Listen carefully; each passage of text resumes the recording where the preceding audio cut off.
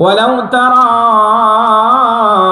ইযিল মুজরিমুনা নাকিসু রুউসিহিম ইনদা রাব্বিহিম রাব্বানা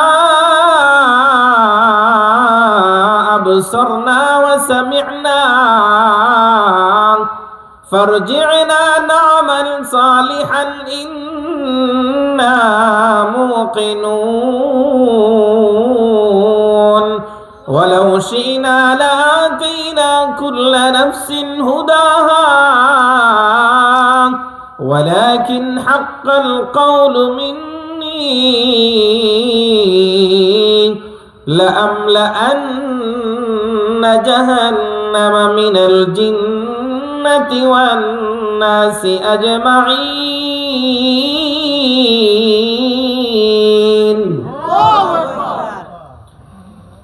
আল্লাহ রাসূলকে আল্লাহ বলতেছেন ওয়ালাউ তারা, ও আমার নবী আপনি দেখবেন, ইদিল মুজরিমুন, অপরাধী যারা হবে আপনি তাদেরকে দেখবেন কিয়ামতের ময়দানে, নাকিসু রুউসিহিম ইনদা রাব্বিহিম, তারা তাদের রবের সামনে মাথা নত করে দাঁড়ায় থাকবে। এলাকার মুসলমান ভাইরা রে আমার, দুনিয়াতে কেউ যদি অপরাধ করে আদালতে দাঁড়ায়, মাথা উঁচু করে দাঁড়ায় না নত করে? লজ্জিত হয় না? চোর যদি চুরি দিয়ে ধরা পড়ে, সে কি মাথা উঁচু করে সমাজে চলে না কয়েকদিন মাথা নিচু করে চলে? এখনকার চোর বলি না, এখন তো কলমে চুরি করে করে বাড়ি করে মাথা উঁচু করে ঘুরে। কথা বলেন না কেন? এখনকার যারা কলমে খোঁজা দিয়া চুরি করে তাদেরকে আমরা স্যার বলি, আর মসজিদের 20 টাকার 50 টাকার জুতা চুরি করলে পিঠে এলাচ বানাই। কথা বলেন ঠিক না বেঠে? আল্লাহ তাআলা বলেন কিয়ামতের ময়দানে যারা অপরাধী হবে, জাহান্নামী যারা হবে, নাফরমান যারা হবে, তারা মাথা নত করে তাকাবে আমার আল্লাহর সামনে, আমি আল্লাহর সামনে মাথা নত করে দাঁড়ায় থাকবে আর চিৎকার করে বলবে, ও আমাদের রব, রব্বানা আবসারনা। আল্লাহ দুনিয়ার জীবনে উলামায়ে কিরাম মসজিদের বয়ানের মাধ্যমে, মাহফিলে বয়ানের মাধ্যমে, তাফসীরের মাধ্যমে, দাওয়াত ও তাবলীগের মেহনতের মাধ্যমে, হক্কানি বুজুর্গ উলামায়ে কিরাম তাদের খানকার মধ্যে আমাদেরকে মজলিসের মাধ্যমে অনেক বোঝানোর চেষ্টা করেছে, বান্দা আখিরাত বড় ভয়ঙ্কর, আখিরাতের শাস্তি বড় ভয়ঙ্কর, অতএব দুনিয়াতে নিজেকে শুধরাও, নিজেকে শুদ্ধ করার চেষ্টা করো। আল্লাহ আমরা সেগুলা শুনি নাই, দেখি নাই, কিন্তু রব্বানা আবসারনা, আল্লাহ কিয়ামতের ময়দানে আসার পরে জাহান্নামের ভয়ঙ্কর আওয়াজ, ভয়ঙ্কর শাস্তি সব আমরা চোখে দেখতেছি, আল্লাহ সব দেখতেছি। ওয়া সামি'না, আল্লাহ যে কান দিয়া দুনিয়ার জীবনে কোরআন তেলাওয়াত শুনি নাই, বয়ান শুনি নাই, দাওয়াত ও তাবলীগের সাথীদের বয়ানগুলো শোনার জন্য মসজিদে যাই নাই, আল্লাহ জুমার দিন মসজিদে গেছি সবার শেষে, বের হইছি সবার আগে। কথা বলেন না কেন? জুমার দিন বয়ানের আগে যাই নাই, গেছি সবার শেষে, বারান্দার কোনায় দাঁড়াইছি, সালাম শেষ দোয়া না করে মসজিদ থেকে বের হয়ে আসছি। ওয়া সামি'না, আল্লাহ দুনিয়াতে শুনিয়াই, কিন্তু আজকে কিয়ামতের ময়দানে জাহান্নামের ভয়ঙ্কর গর্জন আওয়াজ শুনতেছি, চিৎকার চেঁচামেচি শুনতেছি, জাহান্নামীদের মালিক আয় আল্লাহ, এবার এগুলা শোনার পরে আমাদের দরখাস্ত, মালিক দুনিয়াতে আমাদেরকে ফেরত পাঠাও। কোথায়? ফারজি'না, ফারজি'না ইলা আলামিদ দুনিয়া মাররাতান ওয়াহিদা। আল্লাহ তাআলার সামনে দাঁড়ায় তারা বলবে, আল্লাহ দুনিয়ার জীবনে একবার ফেরত পাঠাও, না'মাল সালিহা, আল্লাহ দুনিয়াতে গিয়ে নেক আমল করব, একটা নয়, না'মাল সালিহ কুল্লা সালিহা, দুনিয়ার জীবনে সবগুলো নেক আমল করব। আল্লাহ তাআলা বলেন, বান্দা তুমি তোমার দাবিতে মিথ্যাবাদী, কারণ তোমাকে রূহের জগতে বলা হয়েছিল আলাস্তু বিরাব্বিকুম, তুমি বলেছিলে ক্বালু বালা, কিন্তু দুনিয়াতে গিয়ে তুমি আমারে ভুলে গেছো। তাহলে এখন চোখ খোলে না, আমাদের কানের পর্দা সরে না, একদিন চোখও খুলবে, পর্দাও সরবে, কিন্তু আফসোস করে আর কোনো লাভ হবে না। এই জন্য মুহতারাম দোস্ত, সন্তানকে মানুষ করা বর্তমান জমানায় অনেক কঠিন। যদি সন্তানকে দুনিয়ার এই ফিতনা থেকে বাঁচাতে চান, ছেলের হাতে বাইক দিয়েন না, কোরআন তুলে দেন। মেয়ের হাতে ফোন দিয়েন না, কোরআন তুলে দেন। সে আপনার নেককার সন্তান হবে, দুনিয়াতেও আপনার কল্যাণের কারণ হবে, আখিরাতে জান্নাতে যাওয়ার মাধ্যম হবে। সুবহানাল্লাহ। আর নয়তো কি করবে জানেন? আল্লাহ তাআলা সূরা আস-সাজদা, হামিম আস-সাজদা 24 নম্বর পারা 19 নম্বর পৃষ্ঠার 2 নম্বর আয়াতে, প্রথম আয়াতে আল্লাহ বলতেছেন, প্রথম লাইন প্রথম আয়াত আল্লাহ তাআলা আমাদেরকে বলতেছেন, وقال الذين كفروا ربنا أرنا الذين أضلانا من الجن والإنس نجعلهما تحت أقدامنا ليكونا من الأسفلين।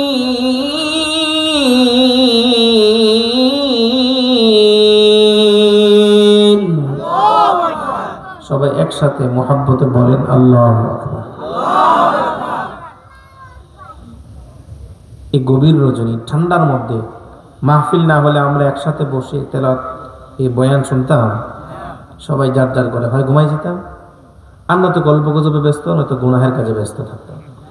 একসাথে যে বসে আল্লাহু আকবার বলতেছি, আল্লাহ শুনতেছেন কিনা? আল্লাহ শুনতেছেন। এটা যদি আল্লাহর কাছে ভাল লাগে, পছন্দ হয়, আল্লাহ আমাদেরকে ক্ষমা করে দিতে পারেন না? দোস্ত, পারেন না ক্ষমা করে দিতে আমাদেরকে? আল্লাহু আকবার অর্থ কি? আল্লাহ সবচাইতে বড়। বলেন আল্লাহ সবচাইতে বড়। আমরা গুনাহগার, প্রতিনিয়ত আমাদেরকে দিয়ে শয়তান গুনাহ করায়। এই জবানটা দিয়ে যদি বলি আল্লাহ সবচাইতে বড়, আল্লাহ খুশি হবেন না? আপনি যদি আপনার স্যারের প্রশংসা করেন, স্যারে অনেক ভালো, অনেক শিক্ষিত, অনেক বোঝাতে পারে, আমাদের অনেক কাছের স্যার, স্যার খুশি হবে কিনা বলেন? স্যারের প্রশংসা করলে স্যার খুশি হয়। মসজিদের ইমামের যদি প্রশংসা করেন, হুজুরের তেলাওয়াত বড় সুন্দর, বয়ান বড় ভাল লাগে, হুজুর বড় মায়া করে কথা বলে, তাহলে হুজুরের কাছে ভালো লাগবে কিনা বলেন? সন্তান যদি বাবার কথা বলে, আমার বাবা অনেক ভালো, আমার বাবা সারাদিন পরিশ্রম করে, তারপর আমাদেরকে কষ্ট বুঝতে দেয় না, বাবা খুশি হবে কিনা বলেন? মা যদি প্রশংসা করেন, আমার মা সারাদিন 3 বেলা রাখলি চূড়া রান্না করে আমাদেরকে খাবার খাওয়ান, নিজে না খায় আমাদের প্লেটে গোশতের টুকরাটা দেন, মার কলিজাটা না খেয়েও ভরে যাবে। কথা বলেন ঠিক না বেঠিক? মুসলমান দোস্ত আমার, আল্লাহ তাআলা যখন শোনেন আমার বান্দা আমার বরত্বের ঘোষণা করতেছে, আমার বান্দা আমার প্রশংসা করে, আল্লাহ তাআলা বলেন, বান্দা তুমি যদি আমার প্রশংসা করো, জেনে রাখো, বুঝে রাখো, শোনো বান্দা, তুমি যদি আমার প্রশংসা করো, লাভ হবে তোমার। লাভ কার? বলেন আমার লাভ কার?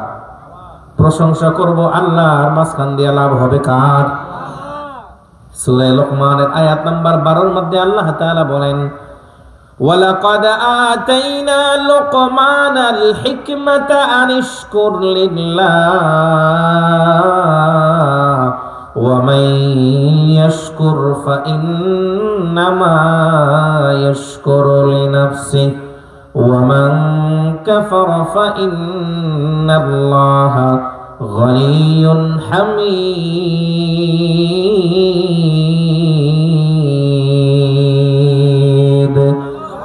আল্লাহ তাআলা বলেন, বান্দা তুমি যদি আমার প্রশংসা করো, আমাকে যদি বড় বলো, তুমি প্রশংসা না করলে আমি বড়। কথা বলেন? আমরা যদি আল্লাহকে বড় না বলি, আল্লাহ কিছু রয়ে যাবে? নাউজুবিল্লাহ। আল্লাহ বলেন, বান্দা তুমি আমার প্রশংসা না করলে আমি বড়, প্রশংসা করলেও আমি বড়। কিন্তু প্রশংসা না করলে ক্ষতি তোমার, করলে লাভ তোমার। করলে লাভ কার? এটা উদাহরণ দিব, কষ্ট হচ্ছে আপনাদের? আল্লাহর প্রশংসা করলে যে লাভ, এটা উদাহরণ দেই। তাফসীর মাযহারিতে কাজী সানাউল্লাহ পানিপতি রহমতুল্লাহ আলাইহি নিয়ে আসছেন, পয়গম্বর সুলাইমান আলাইহিস সালাতু ওয়াস সালাম ওনার বিশাল তখ্ত নিয়ে, সিংহাসন নিয়ে, যেটার দৈর্ঘ্য প্রস্থ ছিল 1.25 মাইলের উপরে, এইভাবে কয় মাইলের উপরে ছিল? 1.25 মাইলের উপরে। মাঝখানে ছিল ওনার বসার জন্য বিশাল চেয়ার, সুন্দর। ডানে 300 মানুষ মন্ত্রীর চেয়ার, বামে 300 জিন মন্ত্রীর চেয়ার। বিচার কার্য চলাকালীন জনগণ যাতে শুনতে পারে কি বিচার হয়, এটা দেখার জন্য সামনে 1 লক্ষের উপরে চেয়ার বসানো ছিল। তাফসীরে জালালাইনে আসছে, উনি এক সকাল রাওহাতান আও গাদওয়াতান, এক সকাল এক বিকাল পৃথিবীর মাশরিক থেকে মাগরিব, শিমাল থেকে জুনুব পুরা পৃথিবীর সবার দেখভাল করে খোঁজখবর নিয়ে আবার জেরুজালেম চলে আসতেন। সিংহাসনের পাওয়ার কত ছিল দেখছেন? অকটেন চলছে, ডিজেলে চলছে, পেট্রোলে, গ্যাসে, কিসে? আল্লাহ তাআলা এই এত বিশাল সিংহাসনটাকে চলানোর জন্য আল্লাহ বাতাসকে বললেন, আমি তোমাকে পেট্রোল বানালাম, অকটেন বানাই দিলাম। আমার নবী মনে মনে মনে মনে যখন যেখানে যাওয়ার নিয়ত করবে, যত প্রয়োজন যত তাড়াতাড়ি যাওয়ার নিয়ত করবে যে আমি আধা ঘন্টার মধ্যে বসবো, 1 ঘন্টার মধ্যে বসবো, কিভাবে নিয়ে যাবা জানি না, আমার নবীকে ঠিক সেই টাইমে জায়গার মধ্যে পৌঁছাই দেবে। এই ক্ষমতা আল্লাহর আসেনি? কথা বলেন না কেন? ক্ষমতা আল্লাহর আসেনি? সন্দেহ আছে কোনো? পয়গম্বর সুলাইমান আলাইহিস সালাতু ওয়াস সালাম বিশাল সিংহাসন নিয়ে চলতেছে। হঠাৎ করে আল্লাহর এক বান্দা মাঠে জমিনে বৈশা খেজুর বাগানে কাজ করতেছে। প্রচন্ড রৌদ্র, মধ্যপ্রাচ্যে রোদ অনেক বেশি না, মরুভূমি এলাকা। দেখে মাথার উপরে খুব রোদ ছিল, হঠাৎ ছায়া পড়ে গেছে। উপরে তাকাইছে, উপরে তাকানোর পরে দেখে পয়গম্বর সুলাইমান আলাইহিস সালাতু ওয়াস সালাম বিশাল সিংহাসন নিয়ে বাহিনী নিয়ে চলতেছেন। ওটার কারণে তার মাথার উপরে সূর্যের ছায়া, সূর্যের তাপ না লেগে ছায়া পড়ে গেছে। উপরে তাকাইছে, তাকায় দেখে আল্লাহ একজন বান্দাকে জিন জাতির শাসন ক্ষমতা দান করলেন। মানব জাতির উপরে এই বিচার কার্য পরিচালনা করার জন্য আল্লাহ ক্ষমতা দিলেন। মাছের পানির নিচে যে মাছ আছে তাদের ভাষা বোঝেন, তাদের বিচার করেন। জঙ্গলার মধ্যে যত প্রাণী আছে তাদের কথা শোনেন, তাদের বিচার করেন। আকাশের উপরে যত পাখি আসে তাদের কথা শোনেন, তাদের ভাষা শোনেন, তাদের বিচার করেন। আল্লাহর বান্দা চিন্তা করেন, আল্লাহ যদি একজন নবীকে এত কিছু দিতে পারেন, শত শত প্রাণীর ভাষা বুঝতে পারেন, আল্লাহ যদি সবার বিচার কার্য ক্ষমতা দিতে পারেন একজন ব্যক্তিকে, একজন নবীকে, আল্লাহ যদি পুরা পৃথিবীর বাদশাহী একজন ব্যক্তির হাতে দিতে পারেন, তাহলে আমার আল্লাহর কাছে যেন কত ক্ষমতা রয়ে গেছে, জবান থেকে বের হয়ে গেছে। সুবহানাল্লাহ। এলাকার মুসলমান ভাইরানে আমার, আল্লাহর বান্দার জবান থেকে যখন সুবহানাল্লাহর আওয়াজ বের হয়েছে, বাতাস সুবহানাল্লাহর আওয়াজটা নবীর কান পর্যন্ত পৌঁছে দিয়েছে, নবী সুলাইমানের কান পর্যন্ত চলে গেছে। আল্লাহর পয়গম্বর বাতাসকে বললেন, সিংহাসন সাথে সাথে নিচে নামাও। সিংহাসন নিচে নামছে। 2 জন মন্ত্রীকে পাঠালেন, যাও কৃষককে সামনে আমার সামনে ধরে নিয়ে আস। 2 জন মন্ত্রী গিয়া বেচারার 2 বগল ধরে চল নবী তোরে ডাকে। বেচারা তো কাপড় নষ্ট হওয়ার অবস্থা। আপনাদের কাপাসিয়া থানা থেকে যদি এখানে আপনাদের কড়িহাতাতে যদি একজন ব্যক্তিকে নেওয়ার জন্য 2 জন পুলিশ আসছে, ওরে দৌড়ে ধরুন যাবে না। যদি শোনে যে পুলিশ এসছে, কইনি কই যেয়ে পলাইব, খড়কুটার ভিতরে গিয়ে পারলে পলাইব। কথা বলেন না কেন? অপরাধ না করলেও ভয়ে কাঁপবে, স্যার আমার ধরতেছেন কেন? কারণ আকাশের যত তারা পুলিশের, কথা বলেন না কে? আকাশের যত তারা পুলিশের তত ধারা। ও যদি অপরাধী না হয় তারা 24 ঘন্টা আটকে রাখার ক্ষমতা তার আছে। আর যদি একটা কিছু পকেটে ঢুকাই দেওয়া মামলা ঢুকাইতে পারে, শেষ। কথা কর না কেউ? আজ থেকে 7-8 বছর আগে নান্দাইল চৌরাস্তা থেকে ওয়াজ করে আইতেছে। নান্দাইল চিনেন তো? ওয়াজ করে আসতেছে, রাত্র বাজে তখন 12:30 1টা, প্রচন্ড কুয়াশা। এখন যেমন কুয়াশা পড়ে, কিশোরগঞ্জের বরপুল যে চৌরাস্তা, বরপুল মোড়ে আসছে। এখানে গ্যাস পাম্প আছে, তেল পাম্প আছে, পুলিশে ব্যারিকেড, চেকপোস্ট আটকেছে। তো আটকে লাইট টিপ দিয়ে দেখে আমরা কয়েকজন 2-3 জন বসা ড্রাইভার, কোথেকে আইছেন? মাহফিল থেকে আইছে। একটা হ্যাম্বিল দেখাইছে, আর তো কিছু করতে পারে না। তো হুজুর ঠান্ডার মধ্যে আমরা 4-5 জন ডিউটি করতেছি, হয় চা খান নয়তো খাওয়াই যান।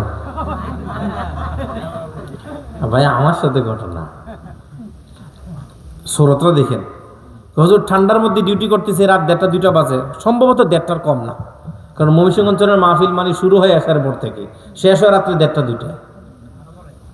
কোনো কোনো এলাকায় ফজর করে মনে যেত। এখন হ্যাঁ আমার কয়, উনি কয় হুজুর হয় চা খান নয়তো খাওয়াই যান। আমরা জিন্দিগিতে পুলিশের চা খামো? কথা বলেন, পুলিশের চা খামো? এখন আমি কই ঠান্ডা তো লাগতেছে, চলেন আপনারাও চা খান, আমরাও তিনজন আছে, ড্রাইভার সহ আরেকজন আছে, আমরাও চা খাই।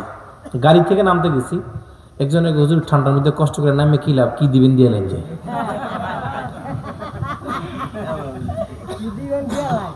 এমনি এমনি মহিষিকের মানুষ তো হুজুর কি দিবেন দিয়ে লাইন যে আপনি গাড়ি থেকে কষ্ট করে নামার দরকার নাই। তখন আমি হাসুন না কান্দুন, আমার লগে হুজুর দেখছেন এই টাকা নেওয়ার স্রোত কি আল্লাহ। তাইলে এখন পুলিশ দেখলে ভয় পাবে না? আর ও দুইজন মন্ত্রী গেছে ওরে ধরার জন্য, বেচারা ভয় পাওয়ার অবস্থা না, কাপড় চোপড় নষ্ট হওয়ার অবস্থা। তাও সুলাইমান পয়গম্বর কি আমাকে বাংলাদেশের মতো একটা রাষ্ট্র প্রেসিডেন্ট না পুরা পৃথিবীর? পুরা পৃথিবীর বাদশা তো উনি, ওনার পৃথিবীর বাদশা বানাইছে কে? আল্লাহ। আল্লাহ জোরে বলে কে বানাইছেন? আল্লাহ। আল্লাহর বান্দা পয়গম্বর সুলাইমান আলাইহিস সালাতু ওয়াস সালামের সামনে দাঁড়ানো, ভয়ে ভয়ে চিৎকার করে বলে, পয়গম্বর আপনার রাজত্বের বিরুদ্ধে আমি আন্দোলন করিনি, আপনার ক্ষমতার বিরুদ্ধে আমি বিদ্রোহ ঘোষণা করিনি, কারণ আল্লাহ আপনাকে ক্ষমতা দিয়েছেন, আল্লাহ দিতেই পারেন। কিন্তু দুইজন মন্ত্রীর মাধ্যমে আমাকে গ্রেফতার করেছেন জেলখানায় দেওয়ার জন্য, কারণটা শুনতে পারি কি? পয়গম্বর বলেন, তোমাকে জেলখানায় দেওয়ার জন্য গ্রেফতার করিনি, তাহলে কি জন্য আপনি আমাকে পাকড়াও করেছেন? আল্লাহর পয়গম্বর বলেন, তোমার সাথে এমন একটা মুআমালাত হবে, লেনদেন হবে। আল্লাহর বান্দা অবাক হয়ে বলে, পয়গম্বর আমি একজন কৃষক মানুষ, সামান্য জমির মালিক, আমার বাড়িতে তেমন বাড়িঘর নাই, আপনি আমার কাছ থেকে কি নিবেন? আর আপনি পুরো পৃথিবীর বাদশা পয়গম্বর, আপনার সাথে আমার লেনদেন হতে পারে না। আল্লাহর পয়গম্বর বলেন, না তোমার সাথে আমার লেনদেন হতে পারে। শোনো, আমি তোমার সামনে প্রস্তাব দেই, আমি তোমার কাছে প্রস্তাব দিলাম, গ্রহণ করার অধিকার সেটা তোমার আছে, তুমি ইচ্ছা করলে গ্রহণ করতে পারো, নাও করতে পারো। আল্লাহর বান্দার ভিতর থেকে ভয় চলে গেছে, বলেন পয়গম্বর কি প্রস্তাব দিবেন বলেন। আল্লাহর পয়গম্বর সুলাইমান আলাইহিস সালাতু ওয়াস সালাম আল্লাহর বান্দার সামনে ডাক দিয়ে বলেন, ওরে আল্লাহর গোলাম, একটু আগে তুমি একবার সুবহানাল্লাহ বলেছিলে? হ্যাঁ বলেছিলাম। কই সুবহানাল্লাহ তো তুমি আমারে দাও, আমার এই বিশাল রাজত্বের মালিক তুমি হয়ে যাও। যারা বলছেন তাদের জন্য রাসূল বলেন জান্নাতে গাছ লাগানো হয়ে গেছে, জোরে বলেন সুবহানাল্লাহ। আরো সবাই জোরে বলেন সুবহানাল্লাহ। প্রস্তাব শোনার পরে আল্লাহর বান্দা মনে মনে ভাবে, উনি সাধারণ কোন পয়গম্বর নন, সারা পৃথিবী আল্লাহ তাআলা দুইজন নেককার বান্দার মাধ্যমে পরিচালিত করেছেন। দুইজন বদকার ছিল, দুইজন নেককার, তার মধ্যে একজন যুলকারনাইন আর একজন পয়গম্বর সুলাইমান। পুরা পৃথিবীর বাদশা আল্লাহ ওনাকে বানিয়েছেন, উনি খুব বিচক্ষণ। ওনার মতো একজন বিচক্ষণ সুচিন্তিত মানুষ যদি আমাকে একবার সুবহানাল্লাহর বিনিময়ে পুরা বাদশাহীটা দিতে চায়, তাহলে বোঝা গেল ওনার বাদশাহীর একটা দাম আছে বটে, কিন্তু আমার সুবহানাল্লাহর দামের চাইতে ওনার বাদশাহীর দাম হতে পারে না। ওনার বাদশাহীর দাম আছে, কিন্তু আমার সুবহানাল্লাহর দাম তার চাইতে অনেক বেশি। আল্লাহর বান্দা ডাক দেয় বলে, পয়গম্বর প্রস্তাব দিয়েছেন, গ্রহণ করা না করা আমার অধিকার। কয় হ্যাঁ তোমার অধিকার। কে তাহলে আমি আপনার সামনে বললাম, আপনার সিংহাসন আপনার কাছে থাকুক, আমার সুবহানাল্লাহ আমার কাছে থাকুক, আপনার সাথে আমার লেনদেন হতে পারে না, দুনিয়াতে আমার তেমন কিছুই নাই, কিন্তু আপনার কথার দ্বারা বোঝা যায় আমার সুবহানাল্লাহ বলাটা বড় আল্লাহ পছন্দ করেছে। আল্লাহর পয়গম্বর বলেন, তাহলে বেচা কিনা করবে না? কয় না। কইতেই তুমি তোমার কাজে যাও, আমি আমার কাজে যাই, তোমার কাছ থেকে এটা কেনার জন্য আমি আসছিলাম। আল্লাহর বান্দা বলে, পয়গম্বর আমি আমার কাজে গেলাম, আপনি আপনার কাজে হাঁটেন। আল্লাহর পয়গম্বর তারে বিদায় দিয়ে দিলেন। কয়েক কদম সামনে যাওয়ার পরে আবার পিছনে ফেরত আসছে, নবী যদি আপনি পারমিশন দেন তাহলে আপনার কাছে আমি একটা কথা জানতে চাই। আল্লাহর পয়গম্বর বললেন, বলো, নির্ভয়ে বলো। আল্লাহর বান্দা ডাক দিয়ে বলে, পয়গম্বর আপনি তো নবী হওয়ার কারণে দিলের চোখ 24 ঘন্টা খোলা। আমি যে একবার সুবহানাল্লাহ বলেছি, এটা আল্লাহ কতটা পছন্দ করেছেন, একটু রহস্যটা জানতে চাই। এলাকার মুসলমান ভাইরারে আমার, এবার পয়গম্বর সুলাইমান আলাইহিস সালাতু ওয়াস সালাম আল্লাহর বান্দার সামনে ডাক দিয়ে বলে, আল্লাহর গোলাম নবী হওয়ার কারণে দিলের চোখ খোলা, আমি আলমে মিসালের মধ্যে যেখানে আমল নামা আকৃতি ধারণ করে, আল্লাহ তাআলা যেখানে একটা আমলের পরিবর্তে 10টা নেক দেন, যেখানে মেসাল, যেখানে এটা ধারণ করে, সেই জগৎটা বলা হয় আলমে মেসাল। আলম মেসালের মধ্যে আমি নজর করে দেখলাম, আল্লাহকে খুশি করার জন্য, আল্লাহর একটা কুদরত দেখে, আল্লাহর বরত্ব ঘোষণা করার কারণে, আল্লাহর প্রশংসার শুকর আদায় করার কারণে এই সুবহানাল্লাহটা আল্লাহ এতটা পছন্দ করলেন, আসমান থেকে জমিন পর্যন্ত ফাঁকা জায়গাটা খাঁটি স্বর্ণ মুদ্রা দ্বারা ভরপুর করলে যে রকমের মূল্য হবে, তোমার আল্লাহ তোমার আমল নামায় একটা সুবহানাল্লাহর বিনিময়ে তার চেয়ে বেশি মূল্যের সওয়াব দিয়েছেন। জোরে বলেন আল্লাহু আকবার, আল্লাহু আকবার। আচ্ছা, আমি আপনাদের কাছে বলি, সুলাইমান নবী বড় না আমাকে নবী বড়? সুলাইমান নবীর উম্মত বড় না আমরা বড়? আল্লাহ যদি একজন সাধারণ নবীর সাধারণ উম্মতকে একটা সুবহানাল্লাহর বিনিময়ে এত কিছু দিতে পারেন, তাহলে শ্রেষ্ঠ নবীর শ্রেষ্ঠ উম্মতকে আল্লাহ কি দিতে পারে? আরো বেশি আল্লাহ দিতে পারেন কি পারেন না? এই জন্য কোরআন তেলাওয়াতের আওয়াজ শুনলে আল্লাহর বরত্বের ঘোষণা দেওয়া যাবে তো ইনশাআল্লাহ। ইন্না লিল্লাহ। 10টা 48 বাজে। আমি নিয়ত করছি এখান থেকে 11টায় বিদায় হবে। 10-15 মিনিট কথা বলা যাবে ইনশাআল্লাহ। ক্লান্ত লাগতেছে আপনাদের কাছে? মুহতারাম দোস্ত, তাহলে কিয়ামতের ময়দানে 24 নম্বর পারার 19 নম্বর পৃষ্ঠার প্রথম আয়াতে আল্লাহ তাআলার কাছে ওই দুনিয়ার ওই সন্তানগুলা, ওই মানুষগুলা যারা তাদের বড়দের মাধ্যমে পথভ্রষ্ট হয়েছে, তারা আল্লাহকে ডেকে বলবে, وقال الذين كفروا ربنا أرنا الذين أضلانا من الجن والإنس نجعلهما تحت أقدامنا ليكونا من الأسفلين.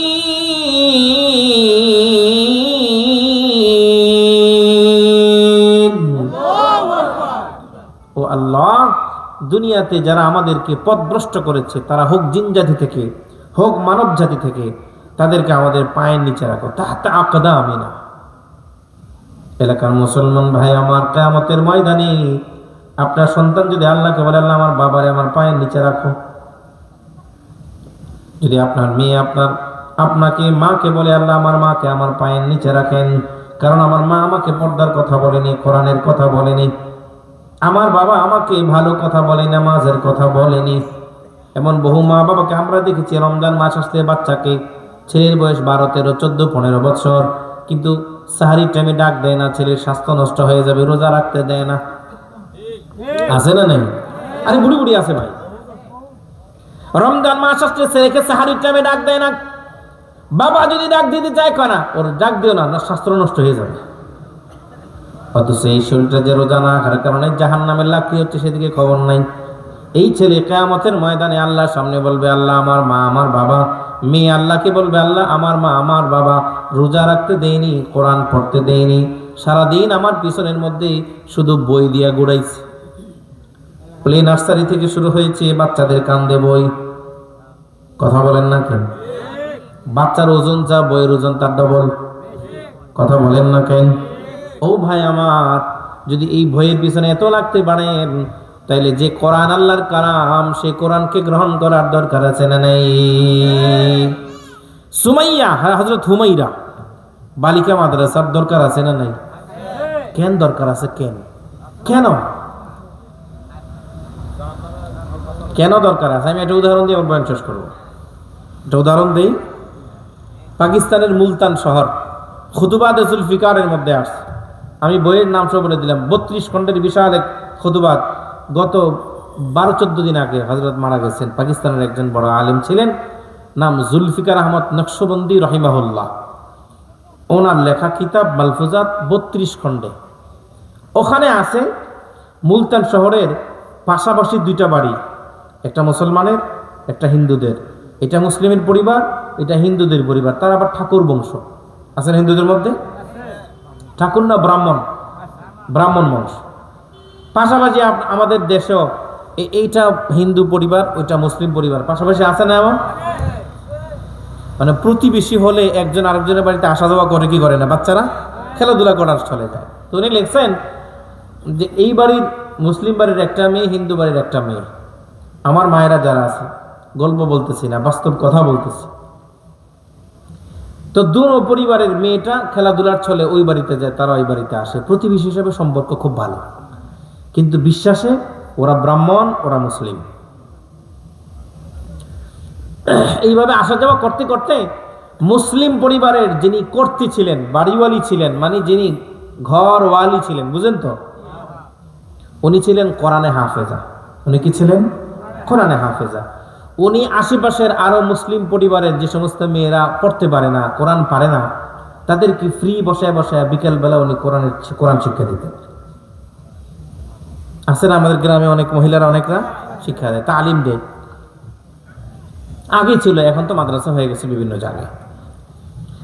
এখন এই অবস্থা চলার পরে তো হিন্দু মেয়েটা প্রত্যেকদিন খেলা দেখে, খেলা শেষ হওয়ার পরে যখন ওই যে মুসলিম মা তার অন্যান্য মেয়েদেরকে পড়তে বসায়, তখন নিজের মেয়েও পড়তে বসে। এগুলো দেখতে দেখতে হিন্দু মেয়েটা বলতেছে, তো খালাম্মা আপনি আমারে পড়ান, সবাইরে পড়ান, আপনি আমারে পড়ান না কেন? মেয়ের মনে প্রশ্ন না, ছোট মার সাথে হিন্দুতে বুঝে না তো, সবাই পড়ে, আপনি আমারে পড়ান না কেন? কয় মা তুমি বুঝবা না। কি বলে? মা তুমি বুঝবা না। মেয়েটার বয়স যখন মোটামুটি সাবালিকা হওয়ার কাছাকাছি, এখন তো সব বুঝি।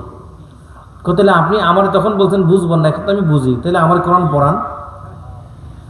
কারণ 1 বছর না 2 বছর না, দীর্ঘদিন এই বাসায় আসা যাওয়ার কারণে, প্রত্যেক দিন কোরআনের তালিমের আওয়াজ তার কানে যাওয়ার কারণে তার দিলে একটা কেমন জানি কোরআনের প্রতি একটা মায়া মহাব্বত তৈরি হয়ে গেছে। আপনি আমারে শিখান। তো তুমি শিখবা? কয় ঠিক আছে। তো মেয়েরে কোরআন শিব নিয়ে বসাই, আলিফ-বা তাসা যে আছে না, ছোট্ট কায়দা দিয়ে বসাই দিছে, শিখেছে আলিফ-বা সবার সাথে পড়তেছে। এবার যখন আলিফ-বা তাসা পড়া আম পাড়া নেওয়ার, যেটাকে আমরা আম পাড়া বলি, মানে শেষ পাড়াটা 30 নম্বর পাঠানোর সময় হয়েছে, কয় মারে এখন আর তোমারে পড়ান যাবে না। কয় কেন? তুমি বাচ্চা ছেলে, এখন কোরআন তুমি তো না পাক, তুমি কোরআনকে ধরতে পারবে না। মেয়ে বলতেছে খালাম্মা আমি কেন না পাক, আমি গোসল করেছি। না এই না পাক সেই না পাক না, তুমি বুঝবে না। কারণ অমুসলিম যারা, তারা নাজাসাতে হাকিকি, তার পুরো বডিটাই না পাক, বুঝছেন? হিন্দু সে তার শরীর না পাক, তার পোশাক না পাক, তার থুতুটা সহ না পাক। কথা বুঝছেন নি? মানে সে পুরোটাই না পাক, কারণ সে কারে মানে না? আল্লাহকে না মানার কারণে।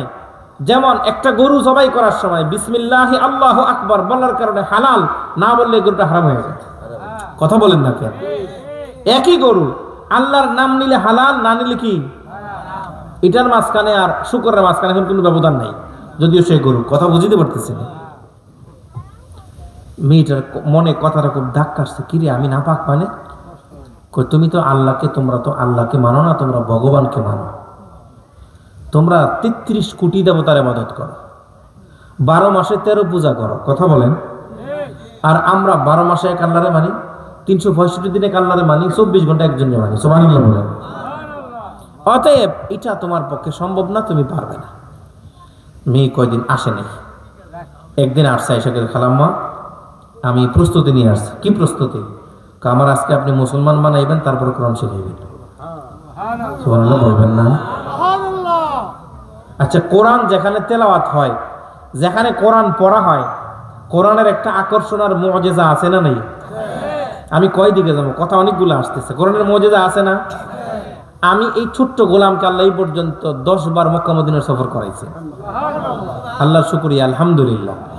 অনেক সফরে এমন অনেক বয়স্ক আব্বারে বাবারে দেখছি, কিচ্ছু বুঝে না, কিন্তু যেই না নামাজে ফজরে বিন্দার বালিলা, মক্কার একজন সুন্দর ইমাম, কণ্ঠ সুন্দর, উনি ফজরের নামাজে যেই একদিন সূরা আদ-দাহরের তেলাওয়াত শুরু করছেন, এমন তেলাওয়াত করতে করতে উনি 2 নম্বর পৃষ্ঠায় ওয়ায়ুতাফু আলাইহিম বিআনিয়াতিন মিন ফিদ্দাতিন আকওয়াবিন কানাত কওয়ারিরা, এই পৃষ্ঠায় যখন তেলাওয়াত করতেছেন, জান্নাতীদের আলোচনা আসছেন, জাহান্নামীদের আলোচনা আসছেন, আল্লাহর বান্দা তো কান্না শুরু করে দিয়েছে। পুরো হারামে লক্ষ লক্ষ মানুষ কান্না করতেছে। আমার ডানে বামে দাঁড়ানো বাংলাদেশি মুসলমান, কোরআন জিন্দিগিতে তেমন পড়ছে না, সূরা কয়েকটা পারে, নামাজ পড়তে পারে, দেখি কোনো আওয়াজ নাই, ওনার চোখ থেকে টপ টপ করে পানি পড়তেছে। আমরা যারা কোরআনের অর্থ পড়ি, আমরা তো কাঁদতেছি। জিজ্ঞেস করলাম, চাচা আপনি কি অর্থ বুঝছেন নামাজ শেষে? কয় না। কাঁদছেন কেন?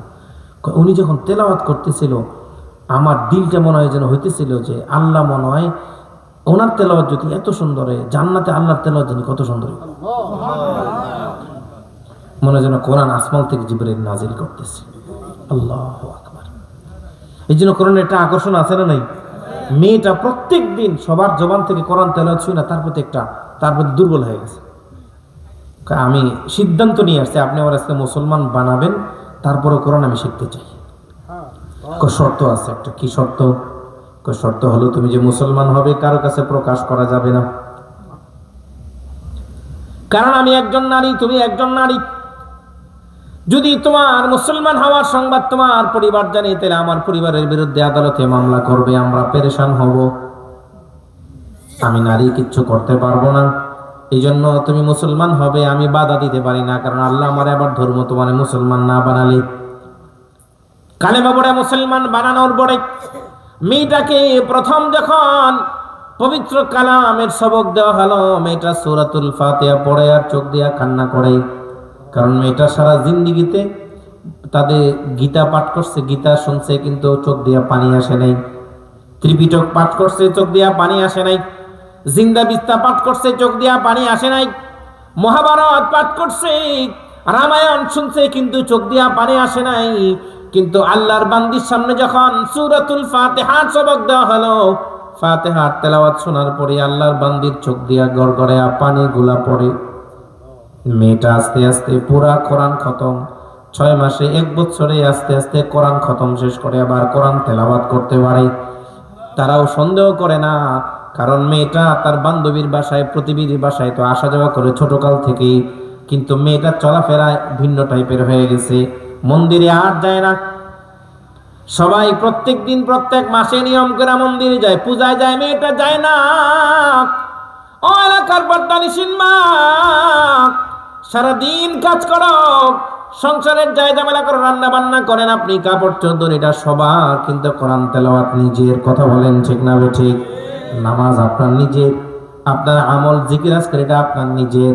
রান্না বান্না করেন সবার জন্য, অসুবিধা নাই করেন, কিন্তু বান্দার হকের পাশাপাশি পরিবারের সবার হক আদায় করার পাশাপাশি আল্লাহর হকগুলো আদায় করার দরকার আছে না নেই? মেয়েটা কোরআন তেলাওয়াত শিখে এইভাবে মেয়েটার বিয়ের উপযুক্ত হয়েছে।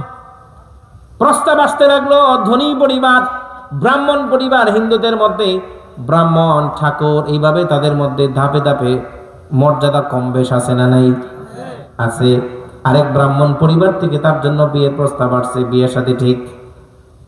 এবার মেয়েটা তো ওই মহিলার কাছে আসছে, ডাক দিয়া বলে, খালাম্মা আমার তো বিয়ে ঠিক, কিন্তু আমি তো মুসলমান, ছেলে তো হিন্দু, ছেলের সাথে আমার বিয়ে হবে না, উপায় বলেন। আল্লাহর বান্দি ডাক দিয়া বলে, উপায় আমার কাছে নাই। তাহলে আমি কি করব? এখন যদি প্রকাশ করো সোজা আমাদেরকে মামলা দিয়ে জেলখানায় নিবে, তাহলে কি করা? আল্লাহর বান্দি ডাক দিয়ে বলে, যে মালিকের কালাম তুমি শিখে মুসলমান হয়েছ, যে মালিকের কালামের প্রেমে বলে তুমি হিন্দু ধর্ম বাদ দিয়ে মুসলিম ধর্ম গ্রহণ করেছ, সাহায্যটা সেই মালিকের কাছে চাও। আল্লাহর কাছে সাহায্য চাইলে আল্লাহ তোমাকে সাহায্য করবেন, অবশ্যই আল্লাহর ওয়াদা।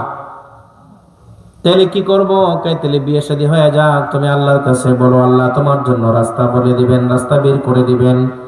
এবার মেয়েটা বিয়ের আগের দিন কান্না করে যাওয়ার সময় বলে, বিয়েটা হবে বটে, কিন্তু আমার তো দিল সায় দেয় না, কারণ সে হিন্দু, আমি মুসলমান, বিয়ে তো হবেই না। এবার বলে, যাও তোমার একটা আমল বলে দেই, আর সাহায্য আল্লাহর কাছে চাও। আমলটা হলো, যখনই কোনো বিপদগ্রস্ত মানুষ, অসুস্থ মানুষ তোমার কাছে আসবে, অথবা তুমি কোনো মারাত্মক অসুস্থ ব্যক্তিকে দেখবে, যদি দুনিয়ার চিকিৎসা শেষ হয়ে যায়, যদি তার হায়াত থাকে, তাহলে তার জন্য একটা জগে বা একটা বোতলে পানি নিয়ে প্রথমে কয়েকবার কয়েকবার দুরূদ শরীফ পড়বে, শেষে কয়েকবার দুরূদ শরীফ পড়বে, মাঝখানে 7 বার সূরা আলাম নাশরা পড়বে। কোন সূরা? আলাম নাশরাহ লাকা সাদরাক ওয়া ওয়াদা'না আনকা ওয়িজরাক আল্লাযী আনকাযা যাহরাক ওয়া রাফা'না লাকা যিকরাক ফাইন্না মা'আল উসরি ইউসরা ইন্না মা'আল উসরি ইউসরা ফাইযা ফারাগতা ফানসাব ওয়া ইলা রাব্বিকা ফারগাব।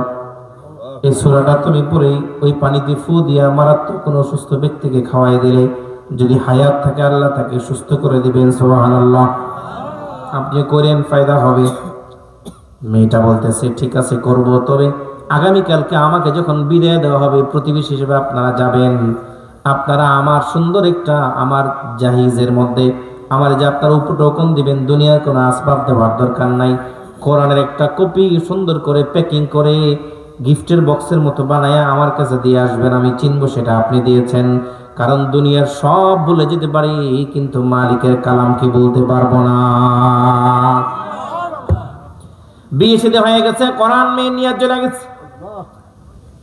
স্বামী প্রত্যেক দিন ব্যবসা করে, ব্যবসায় যায়, ঘর থেকে চলে যাওয়ার পরে মেয়েটা দরজা বন্ধ করে সুন্দর করে ওযু বানাক, নামাজ ৫ ওয়াক্ত আদায় করে, প্রত্যেক নামাজের পরে কান্না করে, দরজা বন্ধ করে কোরআন খোলে আর মালিকের সামনে তেলাওয়াত করে আর কান্না করে, মালিক তুমি আমার এই জাহান্নাম থেকে কবে বের করবা, রাস্তাটা তুমি বলে দাও। আল্লাহ আমি নিতে পারতাছি না, আমি তোমার বান্দি, এই আগুন থেকে তুমি আমার বের করো মালিক। মেয়েটার চোখের পানি সেই ঘরের মধ্যে পড়ে। বান্দার চোখের পানির মূল্য আল্লাহর কাছে আছে না নেই? ও এলাকার মুহতারাম দোস্ত, কেমন মূল্য বান্দার চোখের পানি। কিয়ামতের ময়দানে জাহান্নাম যখন কত কত করে শব্দ করে কিয়ামতের ময়দানে আগমন করবে, ফেরেশতারা ৭০,০০০ শিকল লাগায় আটকাতে পারবে না। আল্লাহ জিবরাইলকে বলবেন, জিবরাইল একটু পেয়ালার মধ্যে পানি আছে, পানিটা জাহান্নামের উপরে দাও। জাহান্নামের উপরে পানিটা পড়ার পরে জাহান্নাম ফুটন্ত বেলুর মতো চুপসে যাবে, আওয়াজ বন্ধ হবে। জিবরাইল বলবেন, ও মালিক এটাকে হাউজে কাউসারের পানি কয় না, জমজমের পানি কয় না, আবে হায়াতের পানি কয় না, কিসের পানি? আমার গুনাহগার বান্দা বান্দির চোখের পানি। সুবহানাল্লাহ বলেন। ও এলাকার মুসলমান, বান্দার চোখের পানির মূল্য আল্লাহর কাছে আছে না নেই? এবার মেয়েটা প্রত্যেক দিন কান্না করে। এইভাবে ৬ মাস ১ বছর যাওয়ার পরে জুলফিকার আহমদ নকশবন্দি রাহিমাহুল্লাহ ওনার মালফুজাতের মধ্যে নিয়ে আসছেন। এবার মেয়েটা একদিন দেখলো তার স্বামী অসুস্থ, আস্তে আস্তে জ্বর আসছে, হাসপাতালে ভর্তি করছে, জ্বর বাড়তেছে, শরীরে অসুস্থতা বাড়তেছে। মুলতান হাসপাতালে নেওয়া হলো, করাচি নিয়ে গেছে, কাজ হয় না। ধনী মানুষ, পাকিস্তানি চিকিৎসা শেষ, কিন্তু আস্তে আস্তে তার রোগের মাত্রা বাড়তেছে। নিয়ে গেছে সিঙ্গাপুরের মাউন্ট এলিজাবেথে, যেখানে আমাদের ওসমান হাদিকে ভর্তি করানো হয়েছিল সিঙ্গাপুর জেনারেলে, সেখান থেকে মাউন্ট এলিজাবেথে নেওয়ার পরে ডাক্তাররা পরীক্ষা নিরীক্ষা করে বলে না, ছেলেটার ব্লাড ক্যান্সার হয়েছে, রক্ত নষ্ট হয়ে গেছে, চিকিৎসা করলে কোনো কাজ হবে না, বাঁচবে না, বাড়ি নিয়ে যাও, হায়াত বেশি নাই, যা খাইবার চাই খাওয়াই দাও। এরকম রোগী আমরা সমাজে দেখি কিনা? হাসপাতাল থেকে ফেরত দেয়, আর কাজ হবে না। সিঙ্গাপুর থেকে দেশে নিয়ে আসছে। তার মা বাবা এমন কোনো মন্দির নেই যেখানে গিয়ে তারা মান্নত করে নাই, এমন কোনো মন্দির নেই যেখানে গিয়ে মন্দিরের ঠাকুরদেরকে হাদিয়া দেয় নাই, কিন্তু কোনো কাজ হয় নাই। স্বামী বাড়িতে চলে আসছে, এবার বিছানায় বসে শোয়াই দিছে, সবাই কান্নাকাটি করে, ছেলেটা বাঁচবে না। বিশাল সাম্রাজ্য, ধনী মানুষ, কে এগুলা দেখাশোনা করবে? একমাত্র সন্তান। সবাই রাত্র হওয়ার পরে যার যার ঘরে চলে গেছে। এবার মেয়েটা তার স্বামীর পাশে বসা, স্বামীর হাত ধরে বলতেছে, একটা অনুরোধ করে রাখবেন। কই বলো দেখি। কই যদি আপনি বেঁচে যান, আমার একটা অনুরোধ শর্ত মানবেন, আপনি আমার সাথে ওয়াদা করেন। ছেলেটা ম্লান হাসে, কারণ ডাক্তাররা বলছে আমি বাঁচবো না, আমার বিবিকে যদি বাইচা যাই। তারপর বিবির মনতুষ্টির জন্য, মনের খুশির জন্য বলতেছে, আচ্ছা যদি বাইচা যাই কথা মানবো, বলো কি করতে হবে। কই তেমন কিছু করতে হবে না, আপনি ঘুমান, আমি সকালবেলা আপনার সাথে পুরা কথা বলবো। ছেলেটা ঘুমায় গেছে, ওষুধ খাওয়াইছে। মেয়েটা রাত্রিবেলা আর ঘুমায় না, ছেলেটা ঘুমাইছে। মেয়েটা সুন্দর করে ওযু বানায়া ঘরের এক কোণার মধ্যে যায় নামাজ বিছায়া আল্লাহকে ডাক দিয়া বলে, আল্লাহ, এই বাড়ির মানুষগুলা জানে না আমি তোমার বান্দি, কিন্তু তুমি জানো আমি তোমার বান্দি। যদি আমার স্বামীর হায়াত থাকে, আমি তোমার কোরআনের সে আমলটা করে জগে পানি ফু দিয়া তারে আমি খাওয়াবো। যদি হায়াত থাকে বাঁচাই দিবা, ওরে আমি তোমার গোলাম বানাবো। আর যদি গোলাম বানাইতে না পারি, তার এই আযাব থেকে, তার এখান থেকে আমি আমার বন্ধনকে ছাড়াই নিয়ে যাব।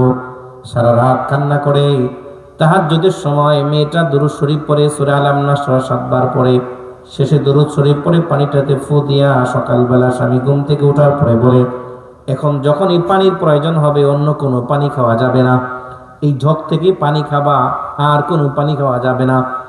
ছেলে বিবির মন রক্ষা করার জন্য যখনই পানি খাওয়া দরকার জগের থেকে পানি খায়, সাথে ওষুধ চলে। 1 সপ্তাহ এইভাবে চলার পরে যেখানে ডাক্তাররা বলছে সে অসুস্থ হয়ে মারা যাবে, হায়াত নাই, 1 সপ্তাহ পরে যে ছেলেটা বিবির সহযোগিতা ছাড়া ওয়াশরুমে যেতে পারতো না, নিজের কাপড় চোপড় পরিবর্তন করতে পারতো না, 1 সপ্তাহ পরে ছেলেটা নিজে নিজে হেঁটে হেঁটে রুমের মধ্যে হাঁটা চলা করতেছে। সুবহানাল্লাহ বলবেন না? আর জোরে বলেন সুবহানাল্লাহ। ছেলেটা রুমের মধ্যে হাঁটা চলা করে 15 দিন যাওয়ার পরে ছেলেটা ভিতর থেকে সুস্থ অনুভব করতেছে। কেউ যদি ভিতরে ভিতরে সুস্থ অনুভব করে সে টের পায় কি পায় না? 15 দিন পরে যখন নিজের ভিতরে একটা পরিবর্তন পরিলক্ষিত হচ্ছে, সে মুলতান হাসপাতালে চলে গেছে পরীক্ষা করার জন্য। রক্ত পরীক্ষা করে দেখে রক্তের মধ্যে কোনো ক্যান্সারের জীবাণু নাই। বিশ্বাস হয় না, করাচিতে গেছে, সেখানে পরীক্ষা করছে, সেখানে ডাক্তাররাও বলে আপনার আগের রিপোর্ট এই রিপোর্ট সম্পূর্ণ ভিন্ন, আগেরটার মধ্যে আপনি নাই। এলাকার মুসলমান দোস্ত, আল্লাহর বান্দার সাথে সাথে টিকিট কেটে মাউন্ট এলিজাবেথে অ্যাপ্লিকেশন করছে, সেখানে অ্যাপয়েন্টমেন্ট নিছে যে আমি আসতেছি। ধনী মানুষের জন্য মাউন্ট এলিজাবেথে সবসময় তাদের জন্য বরাদ্দ থাকে, অ্যাপয়েন্টমেন্ট দেওয়া থাকে।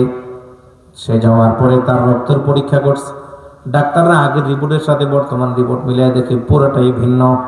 আগের রিপোর্টে তার হায়াত নাই, পুরা ব্লাড নষ্ট হয়ে গেছে। এখনকার রিপোর্টে বলে সে পুরা সুস্থ, কোনো অসুস্থতা তার দেহের মধ্যে নাই। আল্লাহু আকবার বলেন। মুসলমান ভাইরা রে আমার, এবার এই অবস্থা চলার পরে দেশে আসছে। দেশে আসার পরে সবাই খুশি, ছেলে সুস্থ হয়ে গেছে। রাত্রিবেলা স্বামী তার বিবির হাতে 1 কোটি টাকার চেক উঠাই দিছে। চেক এরা চেক উঠাই দেয়, চেকটা সামনে ধরছে, কয় না ওইটা তোমার। এবার বিবি চাই দেখে এটার মধ্যে 1 কোটি টাকা লেখা। বিবি চেকটা স্বামীর হাতে দিয়ে বলে, আমার তো এই চেকের দরকার নাই। তুমি না আমারে বলছিলে আমি যদি সুস্থ হয়ে যাই তাহলে তুমি আমারে একটা শর্ত দিবা, যা বলবা তা মানবো, নেও, তোমার তো টাকাই দরকার। কয় আমার টাকা দরকার নেই। স্বামী বলে, তাইলে আমার এই ফ্যাক্টরিটা তোমার নামে করে দিই। কয় না এটাও দরকার নেই। কে তাইলে আমার সম্পত্তির অর্ধেকটা তোমার দিই। কয় না না, এটা দরকার নাই, আমার দরকার নাই। তাইলে তোমার কি দরকার? কয় আপনারও দরকার। কয় আমি তো তোমারই আছি। কয় না, তুমি আমার না। কয় তুমি কার? কয় আমি আল্লাহর বান্দি, তুমি দেবতার গোলাম। সুবহানাল্লাহ বলেন। মেয়েটা ডাক দিয়ে বলে, আমি আল্লাহর বান্দি আর তুমি দেবতার গোলাম, তুমি ঠাকুরের গোলাম, তুমি হইলে দেবদেবীর গোলাম। কিভাবে, কি বললা? তুমি আল্লাহর বান্দি মানে? এবার মেয়েটা কান্না করে করে তার পিছনে সব ঘটনা শোনাইছে। শুনে ডাক দিয়ে বলে, স্বামী আমার, এতদিন আমি আপনার সাথে সংসার করছি বড় কষ্ট করে, আমার দিল চায় নাই, কারণ আমি জানি আপনি হিন্দু, আমি মুসলমান, কখনোই বিবাহ বন্ধন হতে পারে না। কিন্তু পরিবারের চাপে পড়ে সম্বন্ধটা হয়েছে। এখন আমি আপনার কাছে আবেদন করেছিলাম, যদি আপনি বেঁচে যান, দুনিয়ার কোনো চিকিৎসা আপনাকে বাঁচাতে পারে নাই, দুনিয়ার কোনো মেডিসিন আপনাকে বাঁচাতে পারে নাই। ওই যে জগৎ থেকে আমি আপনাকে পানি খাওয়ার জন্য অনুরোধ করেছিলাম, এই জগের মধ্যে আমি মালিকের একটা কালামের সূরা পড়ে ফু দিয়েছিলাম। আমার মালিকের ওয়াদা, কারো যদি হায়াত থাকে আল্লাহ তাকে বাঁচাই দিবেন। আল্লাহ মনে হয় আপনাকে অসুস্থতার পরীক্ষা দিয়ে আমার ইমানি পরীক্ষায় আল্লাহ আমাকে নিস্তার দেওয়ার জন্য একটা রাস্তা বের করেছেন। যদি আপনি এবার মুসলমান হন তাহলে আপনার সাথে আমার বাকি জিন্দেগি চলবে না, এটা আমার আপনি বিদায় করে দেন, কোনো টাকার দরকার নাই। সুবহানাল্লাহ বলেন। একটা পয়সা আমার দরকার নাই। আপনি যদি মুসলমান না হতে পারেন তাহলে আপনি আমার বিদায় করে দেন, আমি আমার মালিকের দিকে চলে যাই। সুবহানাল্লাহ। আর যদি আপনি আমার কথা রাখেন, আবদার রক্ষা করেন, আপনি বলেছেন আমার কথাটা রাখবেন, আপনি যদি আমার কথা রাখেন তাহলে দেরি করা যাবে না, এখনই কালেমায়ে শাহাদা পড়ে আল্লাহর গোলাম হতে হবে। এলাকার মুসলমান দোস্ত, এবার আল্লাহর বান্দার দিলের চোখ খুলে গেছে, কারণ সে তার চোখের সামনে দেখছে প্রত্যেকটা হসপিটাল থেকে তার মৃত্যুর পরোয়ানা জারি হয়ে গেছে। এবার সে ডাক দেয়া বলে, বিবি আমার কাছে আর অনুরোধ করতে হবে না, এবার আমি তোমার সামনে তোমার হাতে হাত দিয়ে কালেমায়ে শাহাদা পড়ে এখন আমি মুসলমান হয়ে গেলাম। সারা রাত দুইজনে মিলে আল্লাহর কাছে দোয়া করছে, কান্নাকারি করছে পরিবারের মুসলমান হওয়ার জন্য, মা বাবার জন্য কান্না করছে, কারণ একমাত্র ছেলে। সকালবেলা দুইজনে দুই কাপড় পরে মা বাবার সামনে গিয়ে দাঁড়াইছে। ছেলে মা বাবার সামনে দাঁড়ায় বলে, এই বাড়িঘর সব আপনাদের, ব্যবসা বাণিজ্য সব আপনাদের, আমি তো মরে গেছিলাম, আমারে তো আল্লাহ বাঁচাই দিয়েছে। মা বাবা হঠাৎ করে বলে, কিরে আল্লাহর নাম জবানে, তুমি না ব্রাহ্মণের ছেলে? ছেলে ডাক দিয়ে বলে, মা না, আমার জন্য তোমাদের কি এমন কোন বড় বড় মন্দির নেই যেখানে গিয়া ভোগ দিতে আর হাত নমস্কার করে পূজা দিতে দেখি নাই, কিন্তু কোন দেবতা আমারে ফিরিয়ে দিতে পারে নাই। আমারে আমার আল্লাহ আমার বিবির কারণে আমারে ফিরিয়ে দিছে। আমার বিবিটা মুসলমান মেয়েকে আমি বিয়ে করছি। সব ঘটনা খোলার পরে বলে, আমার বিবি আমার কাছে আবদার করছে, আমি যদি বেঁচে যাই তাহলে আল্লাহর গোলাম হয়ে যাব। আমি হয়ে গেছি গত রাত্রে, এবার তোমরা হবে কিনা জানি না। আমি জন্য তোমাদেরকে, তোমাদের উপরে তোমাদের মত স্বাধীনতা দিয়ে আমি ঘর থেকে সমস্ত রেখে দুই কাপড় পরে দুইজনে বের হয়ে গেলাম। এবার মা বাবা ডাক দিয়ে বলে, বাবা রে, তোর অসুস্থতায় আমাদের দিলে অনেক পরিবর্তন হয়েছে। কোনো দেবতা, কোনো মন্দির, কোনো ঠাকুর আমাদেরকে বাঁচাতে পারে নাই। বৌমার আচরণ দেখে আমরা বুঝছি সে তার চলাফেরাই ভিন্ন। কোনোদিন কোনো মন্দিরে যায় নাই, কোনোদিন কোনো দেবতার নাম তার জবানে শুনি নাই। যে আল্লাহ তোকে দুনিয়াতে দিয়া গেল, আমরা সেই আল্লাহকে মানতে অসুবিধা কি? আমাদেরকে কালেমাটা পড়ে মুসলমান বানা। আল্লাহু আকবার, জোরে বলি আল্লাহু আকবার। এই জন্য পরিবারটা সুলভের আওয়াজ নকশবন্দি দামাত রহমতুল্লাহি আলাইহি বলেন, একটা মেয়ের কোরআন শিকার কারণে পুরো একটা পরিবারকে আল্লাহ জাহান্নাম থেকে বাঁচাই দিয়েছে। কথা বলেন ঠিক না ঠিক? এই জন্য আপনাদের হযরত হুমায়রা রাদিয়াল্লাহু তাআলা আনহা বালিকা মাদ্রাসার আপনাদের এলাকায় দরকার আছে না নাই? কথা বলেন আছে না নাই? যদি মেয়েটা কোরআন পড়ে, আপনার ঘরে কোরআন তেলাওয়াত হবে, যেই পরিবারে যাবে সেখানে কোরআন তেলাওয়াত হবে, তার সন্তানগুলি কোরআন তেলাওয়াত শিখবে, নেককার হবে। কথা বলেন ঠিক না বেঠিক? দেখেন, এক হাদি চলে গেছে, কিন্তু হাদির বিবিরে আজ পর্যন্ত কেউ দেখে নাই। মেয়েটার নাম রাবিয়া, আচরণ রাবিয়ার মতো। তাহলে এমন রাবিয়া, রাবিয়া ঘরের প্রত্যেক ঘরে রাবিয়া দরকার আছে না নাই? রাবিয়া বানাতে হলে মেয়েটার শিক্ষাগত যোগ্যতা, সে মাদ্রাসা পড়ুয়া। খোঁজ নিয়ে দেখেন, স্বামী মরে গেছে কিন্তু কোনোদিন চেহারাটা মিডিয়ার সামনে, এমনকি বোরকার কাপড়টাও কে দেখেন আজ পর্যন্ত। চিন্তা করছেন ব্যাপার? এই জন্য আপনাদের এই হুমায়রা রাদিয়াল্লাহু তাআলা আনহা বালিকা মাদ্রাসার দরকার আছে না নাই?